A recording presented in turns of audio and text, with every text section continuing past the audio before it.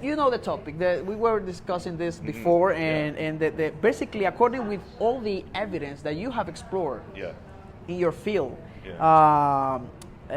what do you think will Moses pronounce the name? But let's start with the what evidence we have, biblical evidence. Yahweh is the common understanding of most scholars today. That was introduced in 1699. He was a church father who, around the year 450 CE or AD, he wrote that the Jews don't pronounce the name, the Tetragrammaton, but the Samaritans call it Yahweh. Does that have something in common with the name Yeshua? So I was just at the Israel Museum the other day, and they have an ossuary. It's a bone box. And there was a man buried in that bone box whose name was Yehoshua.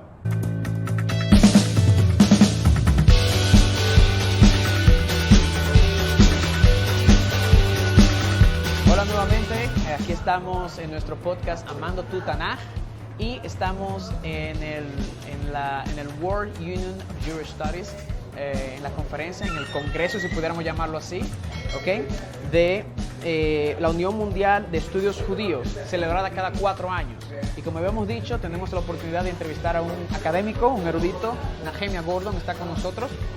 Nehemia es el creador del podcast Hebrew Voices y también obtuvo su PhD, su doctorado, en la Universidad Bar Ilan, exactamente donde estoy haciendo mi investigación.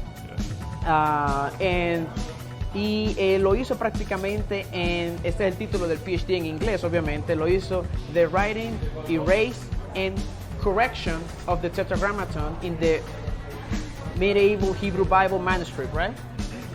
Ok, eso es en español, ¿verdad? En los escritos, borrones o borradores o correcciones del tetragramatón. El tetragramatón es el nombre sagrado de Dios. Las 4 letras en hebreo que forman el nombre sagrado de Dios, ¿ok? En los manuscritos bíblicos medievales, prácticamente. Entonces, también obtuvo su maestría, su master's degree, ¿ok? Y bachelor degree en la Universidad Hebrea de Jerusalén, donde estamos ahora mismo, the Hebrew University, right? I actually studied right here, where we're right sitting. Here, yes. This is where I did my bachelor's and my master's. Very good, very good. So, also he works in the... Él trabajó también, claro, en español, él trabajó también descifrando los antiguos manuscritos en hebreo, ¿ok? De los rollos del Mar Muerto. O sea que tenemos un erudito aquí de muy buen calibre para hablar del tema que nos compete hoy. Nehemia, thank you. Thanks for having me. I'm glad to be able to speak to your audience. All right, I'm looking forward to it because although I live in the greatest Spanish-speaking country in the world, Texas, I have not yet learned Spanish. Okay, that's not the Spanish speaker in the world, but that's fine. I got you. Okay, you know the topic. We were discussing this before, and basically, according with all the evidence that you have explored in your field, what do you think will Moses pronounce the name? But let's start with the what evidence we have, biblical evidence. Well, let's start with this. We don't have a recording from ancient Israel. When Moses heard God speak at the burning bush, there wasn't a tape recorder, or if there has, we haven't gotten that tape yet. Okay. So all we can really do is work with the evidence we have. And the common scholarly understanding is that Yehovah, or in English Jehovah, and I think in Spanish Jehovah. Right? How do you say Jehovah. Jehovah. So the common understanding is that is a Christian misunderstanding. They call it an impossible hybrid. That it's a combination, they say, of the vowels of the word Adonai and the letters of the Tetragrammaton of God's name, Yud He Vav He. The problem is that's not true. First of all, we have it from Jewish sources. So, I call this the stupid Christian hypothesis, right? The assumption is there was a Christian, we know his name was Galatinus. In 1518, he was the first one, as far as we know, to introduce the pronunciation Yehovah into the Christian world. Okay. And that's where you get Jehovah in English. Okay. But we have it in Jewish sources that predate that, right? And so it's not that, and then also their assumption is that Galatinus just didn't know that the Jews pronounce the name as Adonai. Well, that's not true. In the actual context in which Calatinus discusses the pronunciation Yehovah, he says, well, the Jews read it Adonai, but if you take the vowels the way they are, it's not, the name will be read Yehovah. So he was well aware of that. So this uninformed Christian hypothesis is a myth. It's not based on any actual evidence from history. Yahweh is the common understanding of most scholars today. That was introduced in 1699 by a man named Gilbert Genebrard, who is another Christian author. Now, what did he base it on? So there is a statement by a Christian church father named Theodoret of Cyrus. Some people pronounce his name as Theodoret of Cyrus. I don't know what you say in Spanish. Theodoro, maybe. I don't know. So he was a church father who, around the year 450 CE or AD, he wrote that the Jews don't pronounce the name, the Tetragrammaton, but the Samaritans call it Yahweh. And so scholars have taken this supposed Samaritan pronunciation of the name and then said, well, that fits our theology. What's our theology? They say, what does the name of God mean? So we know from the Torah, Exodus 3:14, God says, Ehyeh asher ehyeh, which means I am that which I am, or I will be that which I will be. And then the very next verse, he further says to Moses that the name Yud-Heh-Vav-Heh is his eternal name. And that's been understood for 1,000 years at least, actually goes back a lot longer, that this is Exodus chapter 3 verse 3:14 and then 15. Yes, because the context there is when he asked, okay, if the people ask me who sent me, all right, what name should I give them? Yeah, so the topic there is the name. Oh, it's absolutely the name, and it's the first introduction to Moses formally of the name.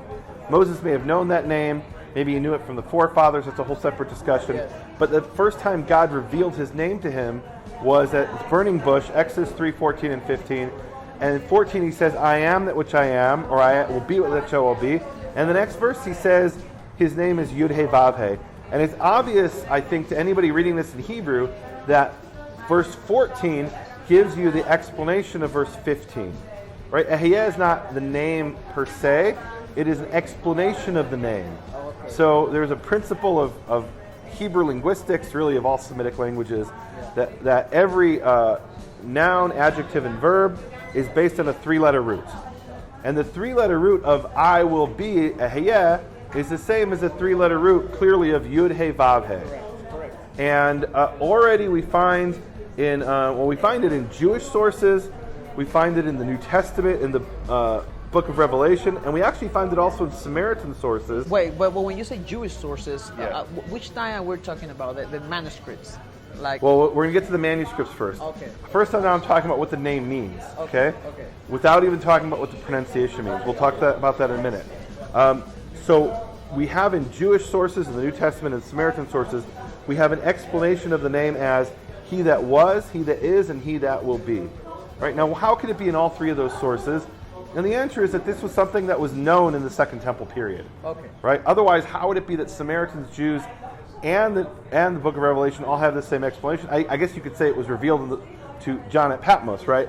But as a scholar, I want to take a different approach and say, what is the common source that all these three different streams have? Yes. And that's that there's information that's known in the Second Temple period. Right? That's where we can for sure trace it back to. So the name means Hayah Hoveh Yehyeh. He that was, he that is, he that will be. And we get that from Exodus 3:14 and how the three-letter root ties into verse 15. So that's what it means. That really isn't disputed in medieval Jewish sources. It's not really disputed in like I said, it's the book of Revelation, it's in Samaritan sources. In 1699, Gilbert Genebrard comes along. He's a Christian, and he says, wait a minute, the name of God should mean creator. And how do we get from the word Yud-Heh-Vav-Heh to creator? Well, Hebrew has 7 conjugations, or binyanim, and Ehyeh asher ehyeh in Exodus 3:14, I will be that which I will be, is in the Kal conjugation, the simplest conjugation. He says, if it's going to mean creator, we have to put it in the He-feel, which is the causative conjugation. And then he goes from Yud-Heh-Vav-Heh, which is Hayah Hoveh Yehyeh, to Yahweh.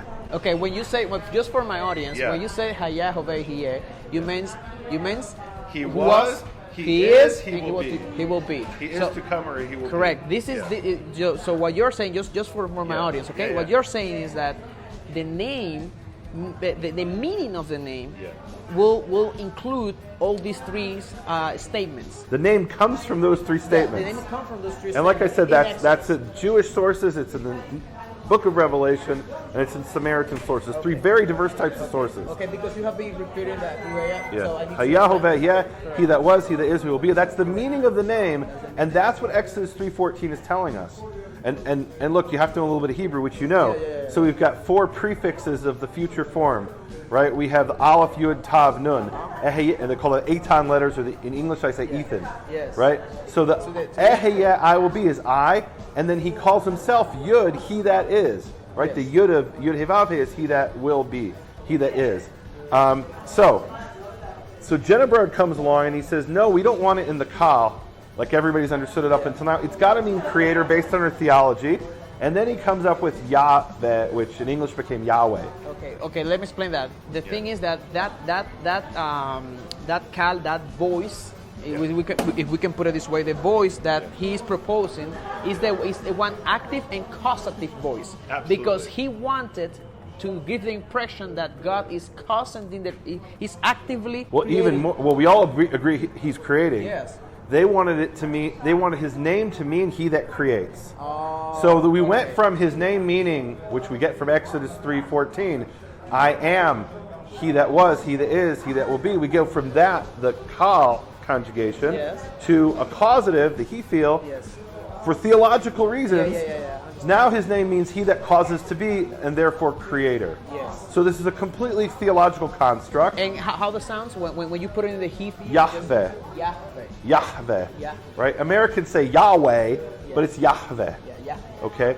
And it would have been Yahweh. It's important you mention Yahweh because this is something very established. Oh no, it's a scholarly consensus. Yeah, when you say something different, you are if you are in a religious context, you're a sinner. Well, I mean that's I'm just telling you. That seems like a theological statement. I don't know, but Yahweh is very you know. It's a scholarly consensus, and the Anchor Bible Dictionary calls it a scholarly guess. So what's the guess based on? First, there's this theology, he that causes to be, and then we have the statement of Theodoret in 450, who says the Samaritans pronounce it Yahweh, and they said, oh, that fits perfectly with what we think from our theology. There's a few other points that I'm not going to go into right now. Clement of Alexandria is really the third piece of evidence. That's a whole separate discussion. So, what do we have in Jewish sources, and what do we have in Hebrew Bible manuscripts? There isn't a single Hebrew Bible manuscript that has Yahweh or Yahweh. Nothing, nowhere, anywhere. There isn't a single Jewish source that has Yahweh. Let's say an ancient or medieval Jewish source. That's important. You are saying that there is no even one source, manuscript evidence, right? Textual manuscript evidence that have the Yahweh. This is a beautiful example. So listen to this. I was writing something up about the name Yahweh, and then I want to put the Hebrew vowels in. Of course. And so I went to look in Hebrew manuscripts. What are the vowels? Is it a patach or a kamatz? Right? In modern Hebrew pronunciation, they're both pronounced ah. So which one is it? I didn't have any manuscripts. So I wrote to these Christian folks, or maybe Hebrew roots folks, who say Yahweh, and I say, which vowels do I put in here? Is it a patach? Is it a shva? Is it a segel? That's what I thought, right? Based on the pattern of yarbeh, of other he feel verbs, I mean grammatically. They said, we don't use Hebrew vowels. Okay, but if you can't translate it into Hebrew, the Hebrew vowel system, then it has no meaning in Hebrew, right? So, and of course it's the patach shva segel, without getting too technical, which is based on the pattern of yarbeh. But where did I find that? In Gesenius's Hebrew grammar, which is from the 19th century. So I couldn't find a source before the 19th century that gave me the exact Hebrew vowels to use. Galatinus is writing in Latin. What is it in Hebrew? I got to go to a 19th century German to get the answer. That's the information that I wanted to share with my audience. It's like Gesenius was a German scholar. And a brilliant scholar. It was brilliant. We still using it. For sure. He's the basis for Hebrew grammar. So he was translated into English, and that's the source that... Well, the German. He wrote in German. He wrote in German, but was translated into English, and then we use this source. You know? Right. Okay, but this is interesting. He's German guy. Right. Well, so then Now, what about Yehovah, which is, we find that, I have a study called 10 Rabbis Speak Out on the Name, and I actually right now have 19 rabbis who explicitly say that the vowels of the name are Yehovah. Shva Cholam Kamatz in Hebrew, Yehovah. Now you could say they didn't know what they were talking about. Like Shva Cholam Kamatz pronounced like O, A.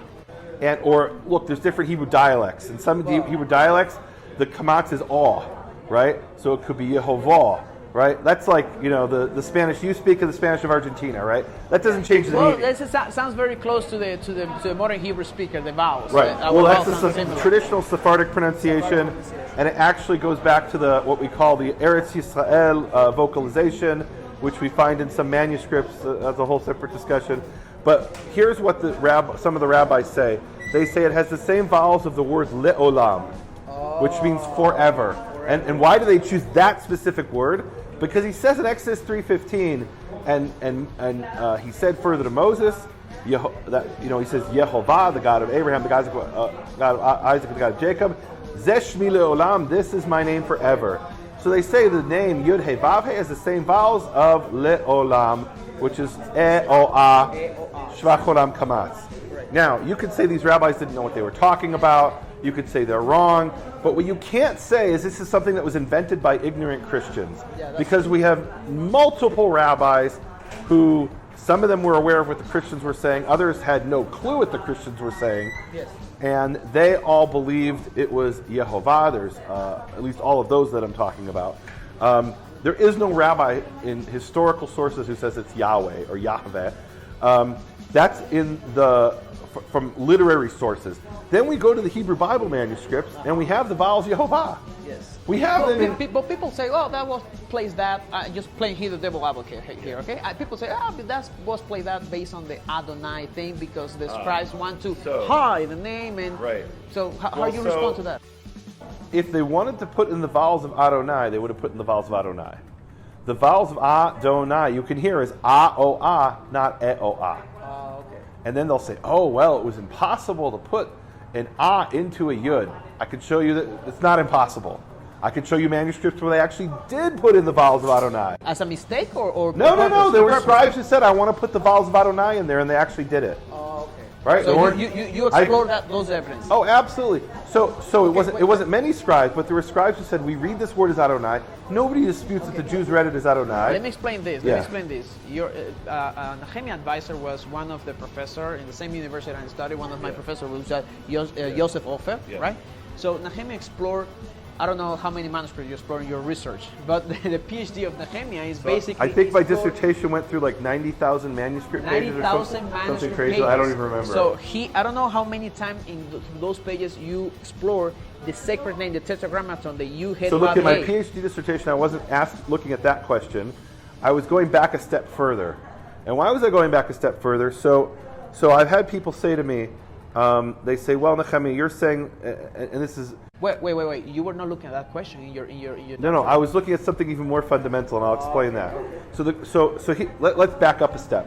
So years ago, I found in the Aleppo Codex that normally this vowel, the middle vowel, was not put in, and every once in a while, the scribe put in the middle vowel, meaning when the vowel isn't put in, you can't read the name. Yes, and that is the scribe saying, "Don't read it," because if we're trying to prevent people from reading it, not me, the scribes. I try to prevent people from reading it, and therefore they leave out a vowel. And every once in a while, about between 6 and 8 times, depending how you count it, the scribe of the Aleppo Codex put in the missing vowel, making it Yehovah. And my initial understanding, and I think this is probably still true, is he put that in by accident. Why did he put it in by accident? Because in his head he knew it was Yehovah. Yes. And then the response I got from people is, well, the scribes never made a mistake in the name. It's impossible. So I investigated that and ended up writing a PhD dissertation to answer that question. Did the scribes make mistakes with the name? And when they made a mistake, what did they do? Well, they did lots of different things. So there's a rabbinical rule, you're not allowed to erase the name. So what do you do when you make a mistake? And I documented in my PhD dissertation numerous different things they did. Sometimes they actually erased it, which they weren't supposed to. I saw one of the lecture that you gave in Bar-Ilan in Hebrew was actually when you show manuscript where they erased the name. We say in Hebrew chad v'chalak. definitively. They took a razor and they erased it. They weren't supposed to, but they made a mistake. Sometimes they cut it out. Sometimes they put a circle around it. There's a whole bunch of different things they did. But the point is that I had to answer a more fundamental question because I had serious scholars telling me they never made a mistake with the name. It's impossible.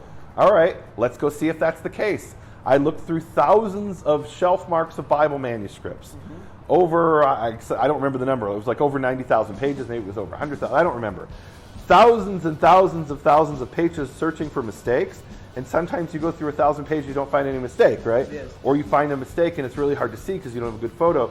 But I ended up finding 12 or 13 different methods of dealing with mistakes of the Tetragrammaton. The Tetragrammaton, again, is the sacred name. The sacred name of God. Right. And then how did they fix the mistake? And so to say they never made mistakes, any manuscript of any length is going to have some kind of mistakes.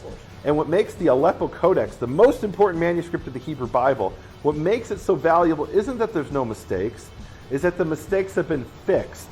And this is what Maimonides actually says, this 12th century rabbi. Yes. He mentions the Aleppo Codex, and he says it's so important because Ben Asher, the scribe, spent years proofreading and fixing it. And now, when I was studying the Aleppo Codex, I actually got to hold the Aleppo Codex in my hand This is important. You and examine it with a microscope, Yeah, this is which important. no one's ever done before. I know. You get excited at this point, but this is important. We're almost closing, but this is important. Well, the Masoretic text is the basic text for all the translation, basically, So the Aleppo Codex is the best representative of the Masoretic text. which is very important. You can't say the Aleppo Codex and the Masoretic text. The Masoretic text is the tradition of the Bible, down to the letters and the dots and the jots and the tittles, preserved by Jewish scribes. From where all the translation coming from. basically. Absolutely. So this is very. You hold the thing in your hands and you explore. You examine it. I spent 3 days examining it with a microscope, literally. Yeah, okay. The Aleppo Codex is the best representative of the Masoretic text, and already in its time when it was written in the 10th century, it was considered the best representative of the Masoretic text. Scribes used to come from all over the Jewish world to Jerusalem to check their manuscripts against the Aleppo Codex. Perfect. And in that manuscript, the name usually is missing a vowel thousands of times. But Which it's vowel? The middle vowel of the name. So The Yehovah, O, the Cholem. it was written Yet, Va, and there's a missing vowel in the middle. And in Hebrew, you can't pronounce the word without that vowel. And really, it's a cue to the reader, don't read this word. Yes. Either by accident or on purpose, right? That's a different discussion. Yeah. Well, that's perfect. I just have one last question because I think I read something that you wrote, or I hear you in a conversation about if we conclude, if we accept then that is Yehovah, the pronunciation. So if that have something in common with the name Yeshua, the name of. Well, so the name. Well, maybe we can start with I don't know what you say in Spanish, Jesus. Jesus. All right, and so in English we have Jesus, right? Yes. So where does that come from? So I was just at the Israel Museum the other day, and they have an ossuary. It's a bone box, and there was a man buried in that bone box whose name was Yehoshua, and it says that.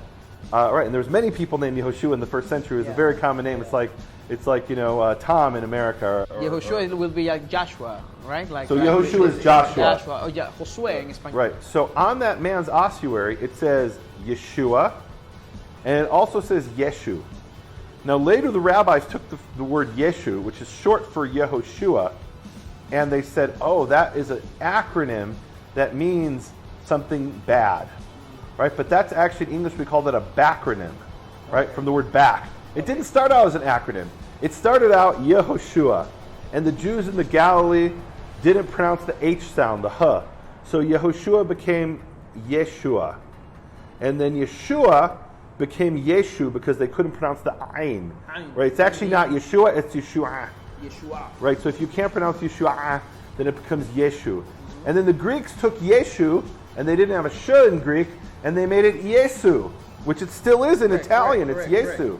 And then Yesu in Greek, because they don't have the they don't have the sh in Greek. The shin. And then in Greek you end many words with us, like Joseph, Yosef becomes Josephus, Josephus. And so hence Yeshu became Jesus. That's where it comes from. It has nothing to do with Zeus. I've had people say, oh, Jesus is Zeus. No. That's not from any evidence I've seen.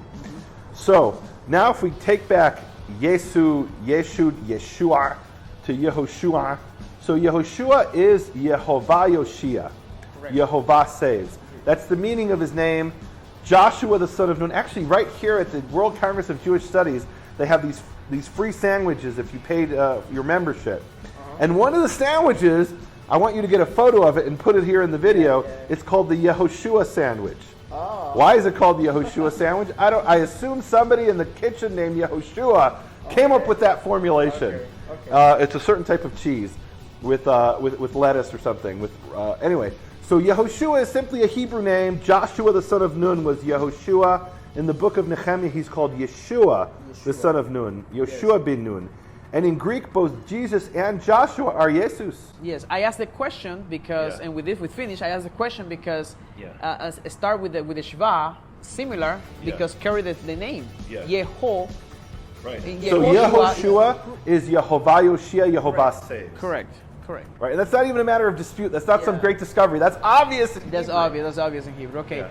Well, Nehemia, thank you so much for your time. Thank you. I know that we have another section. I need to go to another Muchas section. gracias. De nada. Toda Ok. Bueno, eso fue todo por hoy. Esto fue un segmento, una entrevista más con Amando Tu Tanaj, con Nehemia Gordon, Dr. Nehemia Gordon. Y espero que esto le haya sido bien informativo y haya respondido muchas de sus preguntas, ¿ok? Así que esto fue todo. Nos vemos en la próxima. Shalom, Lehitraot. Shalom.